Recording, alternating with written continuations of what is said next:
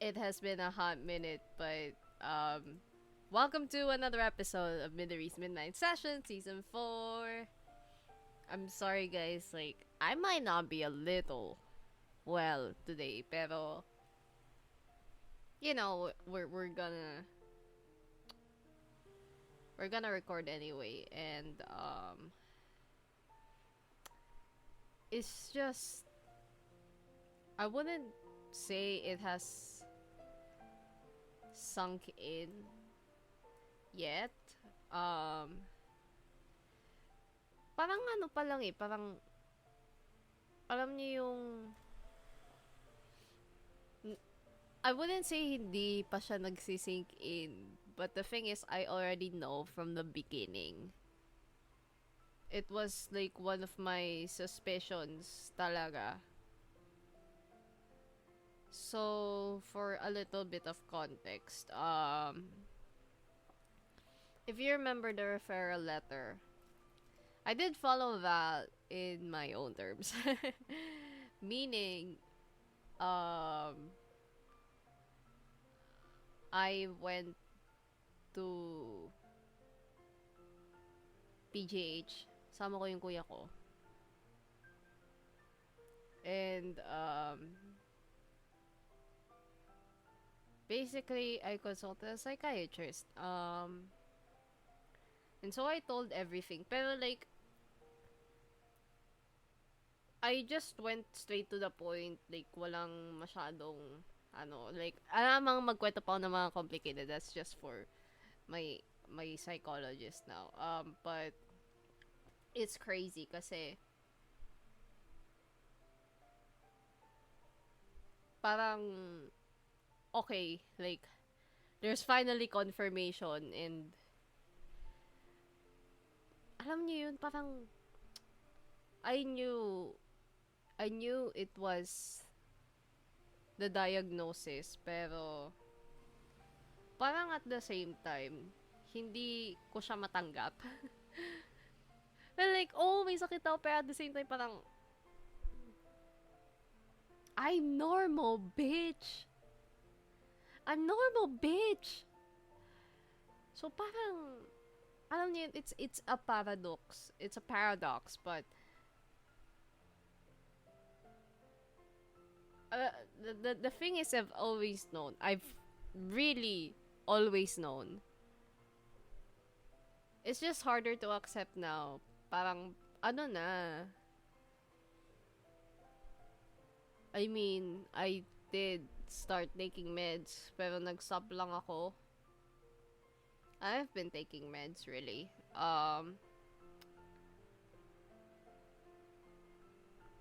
And just yesterday, actually, as of recording this, it's been a week since that visit. And ngayon lang ako nakapag-ano talaga. But, when that, uh, when that consultation happened, parang, hindi ko rin sure talaga kung, parang, ang ano ko, ayoko may kasama. Pwede bang ako na lang, like, matagal kasi yun, and, it's a public hospital, and ang daming ano doon, and, just being there, like, lalo na sa first floor ng hospital. And it was just like a lot of people na mostly mga matatanda. And I just know like every one of these people had a story.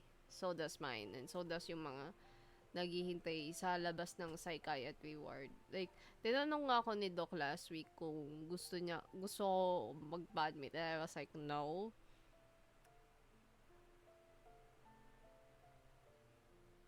Parang kasi pag sinabi kong nagpa-admit ako sa hospital, parang that would be admitting din.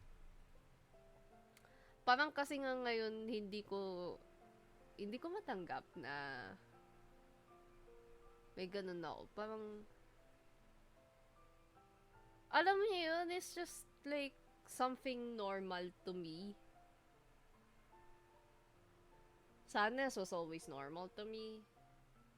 Hopelessness was always normal to me. Parang, you know, I'm a pessimist, kumbaga. To the point na, wala na, parang, I can't really see a light at the end of the tunnel. Kahit nga ngayon sa thesis ko, parang, I really can't see a light at the end of the tunnel. And,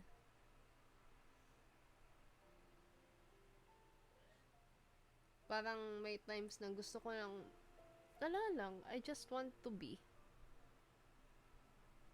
So, the reason why I was talking about yesterday was, somebody messaged me sa Facebook and, I don't know, like, nag-reply ako, they messaged me Sunday. So, minessage niya ako Sunday, hindi ako nag-reply until Thursday. So, parang hinayaan ko muna mag-settle down. Pero parang hindi, like, it was hard. Kasi, ang nangyari is, nag-reply ako kahapon, mga bandang hapon. And parang nag-reply siya and I'm like, bitch, I don't wanna talk to anybody right now, like, please leave me alone, like, parang, alam niyo yun, parang, I don't wanna talk about stuff. I don't wanna talk about this. And I'm obviously not talking about it to someone na, well, I tried explaining it to them before. In the end, di naman niya naintindihan. So, bakit ko i-explain kung di naman niya naintindihan? In-explain na nga nung tao, hindi pa niya maintindihan. So, wala akong magagawa. Di, shut up na lang. And so, shut up I did. So, sabi ko, I'm declining kasi it was an offer.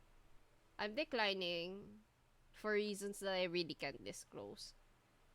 Unless nakikinig siya dito, diba? Like, kung nakikinig ka man, ito yung dahilan. Like, listen from season 2. Start season 2. Start from season 2. Hanggang sa latest episode. Then you'll get what I mean, you know?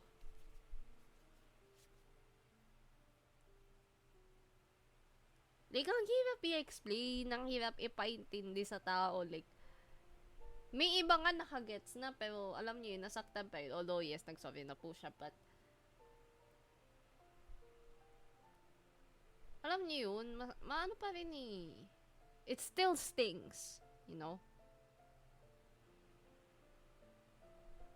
What I desire kasi is protection eh. You know, being a very vulnerable person. Especially in the context of the thesis that I'm working on. It's indicative of vulnerability. Na ang hirap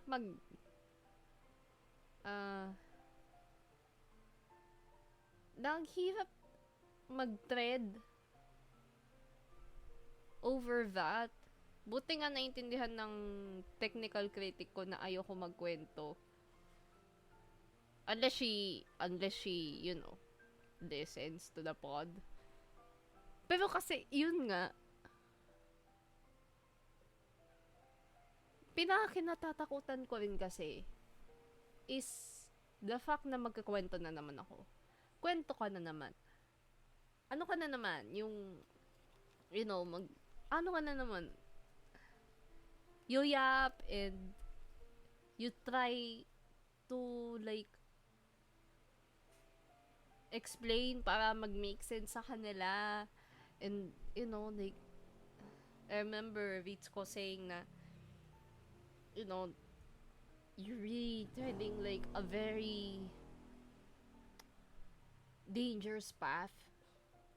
Well, not directly your words, but na, alam mo yun, like, I have a daughter and I don't want to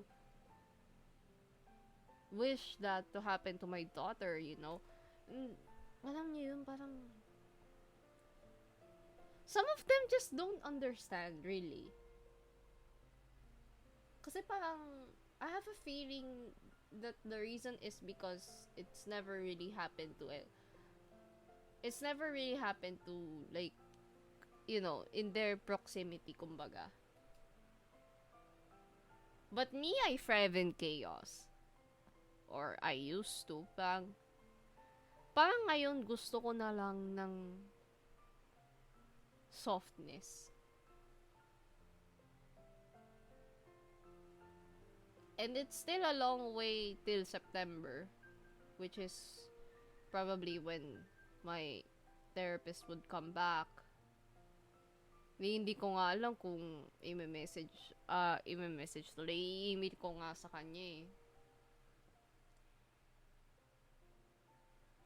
Parang, alam niyo, may pinahuhugutan kasi yung tao na hindi lang naman basta-basta ano yun eh, parang like, parang nagtataka nga sila, ba't ka natatakot? Like, don't you understand? Parang, kasi kaya natatakot yung tao is, it is a trigger for them. They're triggered, And when triggers happen, alam niyo, hindi mo alam kung anong mangyayari sa katawan mo. Like, manginginig ba siya? Para magsasquirm ba siya? Ganun. Oh my God. Sorry guys, I'm not well. But, alam niyo yun, ang hirap kasing ipa-comprehend sa kanila. And I think even to professionals that know their craft, know what they do, it's still hard to explain to these people, and especially if they're guys. Because my psychiatrist is a guy. By the way, he's handsome. By the way, guys, gwapo siya. Chef ko lang. Like, oo na guys, babae ako. Straight ako. Pero alam niyo yun, like, kahit sa kanya nga pa, di ko alam kung paano kaya explain. Mag-isa nga lang ako dun eh, sa totoo lang. Like, kasi ayoko rin na may kasama sa loob. Kahit kasama ko yung kuya ko, pero ayoko din may kasama sa loob kasi parang it's my story to tell ba. And I want to keep telling that story. And mahirap siyang ikwento. Like, if you remember on the season premiere of this on season 4's premiere, 'Diba? Parang nagbugyang ako. Sa sobrang triggered ng katawan ko, parang natakot na ako. So, parang I just don't know how to navigate life now na meron ng diagnosis, na meron ng na totoo na, like, it's not even just PTSD and MDD, major depressive disorder. I also have generalized anxiety disorder. So, like, pinagsama-sama mo lahat nung, like, pinagsama-sama mo lahat yun. Tapos, like, it's a recipe for disaster, you know? Like, ang hirap, ang hirap talaga mag-navigate ng, like, ako parang, I don't know where to go from here, kasi,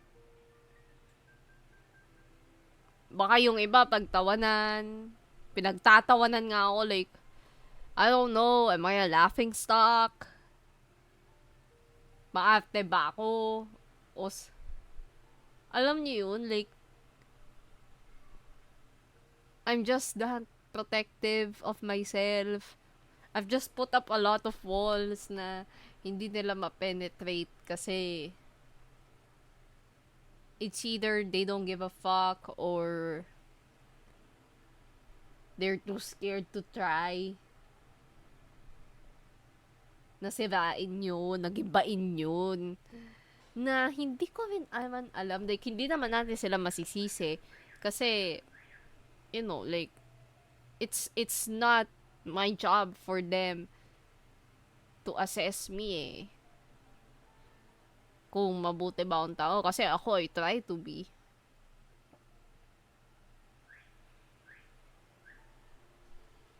Na ngayon nga parang, you know, I really don't have a support system going right now. Like, kahit sabihin natin parang technically meron, pero parang, ang ending din kasi is hindi nila matutulungan.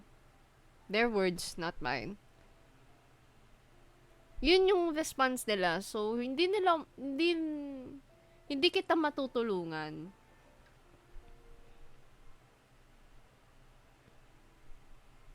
And parang like, as much as they want to, parang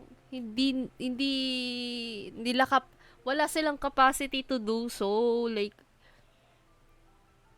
di ko rin naman sila masisisi, pero parang ako like, please be soft, please be gentle. Like, I can't really ask them that, you know?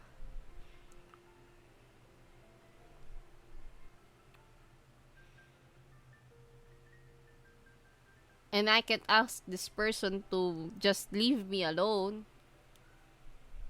Like, sorry ha, like, masisi mo ba ako kasi,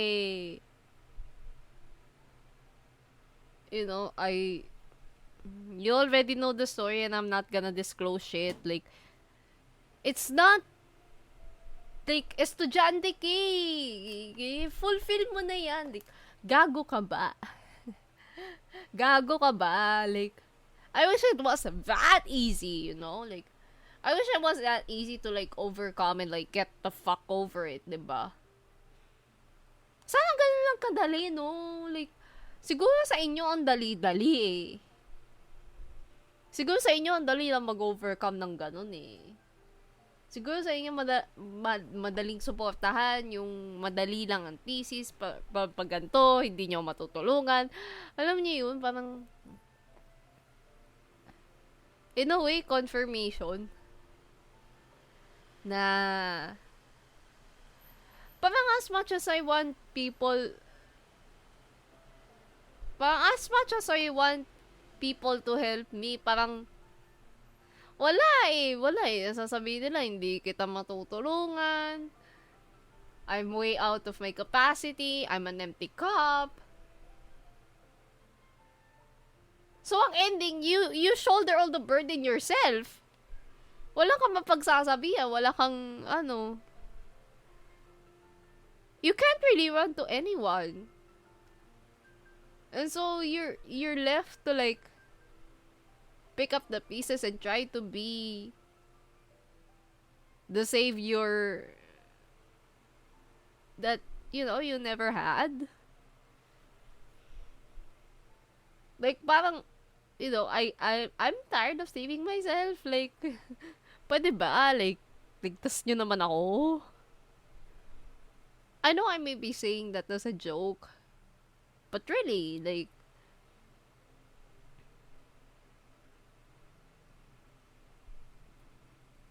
hindi naman ako manghihingi ng tulong na I'm just not somebody who asks for help. You know? Hindi kasi ako yun eh. Like, basta ako parang, just with how much people have let me down, na parang hindi na ako nag-expect na tutulungan nila ako. So, I just really do the work alone. Knowing na people would leave. People would leave eventually. People would not listen eventually. There would be a time na ang dami na nilang iisipin na pag manghihingi yung tao ng tulong, wala na. Life got them, you know, like, life got me too. Ang hirap kasi, you don't really, like, you got them, you know, like, you got them. Ano ka nila eh? Like, parang kumbaga, may rest back. Yun. Rest backan mo sila kahit anong mangyari. You'll defend them anytime. But who does that to me? Who does that for me? Ngayon na walang kalaban-laban yung tao ngayon, na hinang-hina na yung tao na yun, na pagod na yung tao, sino magde-defend sa'yo? Wala naman, diba? Parang,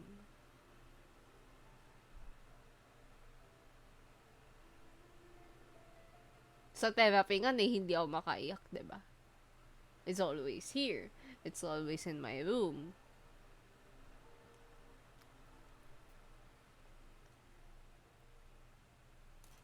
Who's got me? You know? Parang ngayon nga dapat mas mas paiiralin yun eh. Mas paiiralin dapat yung I got you. Pwede ka dito. Sige, mamanghinga ka lang dito. Di mo kailangan mag-explain. Di mo kailangan mag-justify ng sarili mo. Di mo kailangan magsalita even. I got you, bitch. But I mean, I'm always the person that says that to people. I'm the person who shows that to people. Kasi alam ko yung pakiramdam eh, ng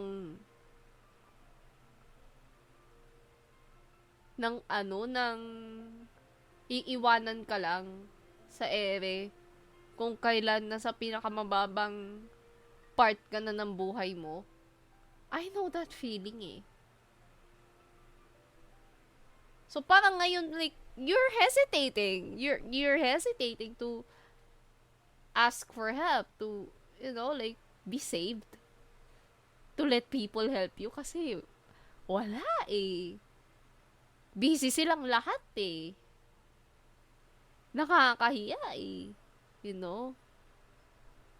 So, parang di confirmation lang na you don't really have anybody but yourself.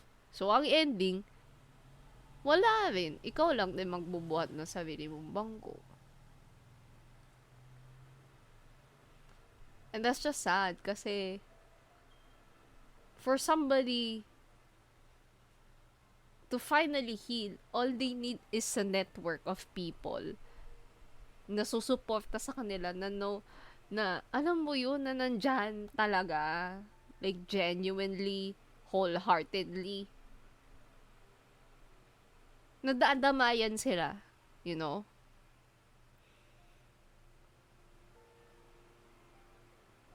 Parang ako, like, naghahanap ako, pero putang ina, kailan kayo dadating? Ano, ako lang lagi maghahanap? Please, ayoko na, pagod na ako. Bahala kayo maghanap. You know, like, I just wish someone understood me, really. I just wish, like, there would be times na ayoko na mag-explain.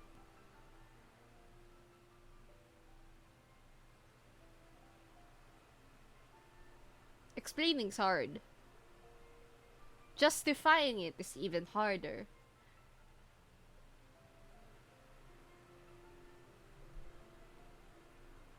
Parang ako na, like, I think of it as like, have mercy.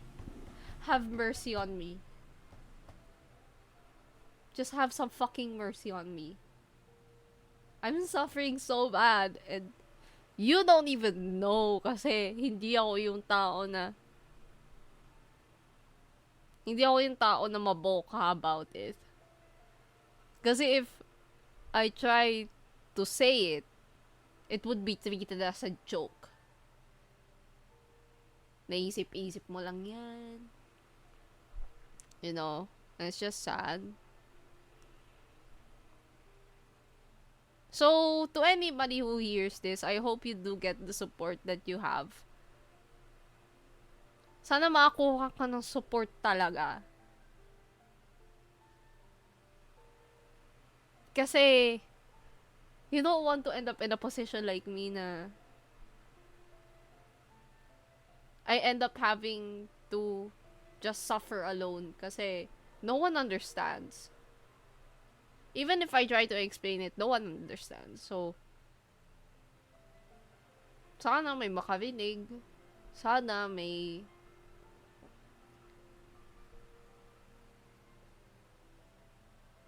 mag-reach out na genuine, na hindi transactional yung pakiramdam. Na nandyan sila kasi, you know,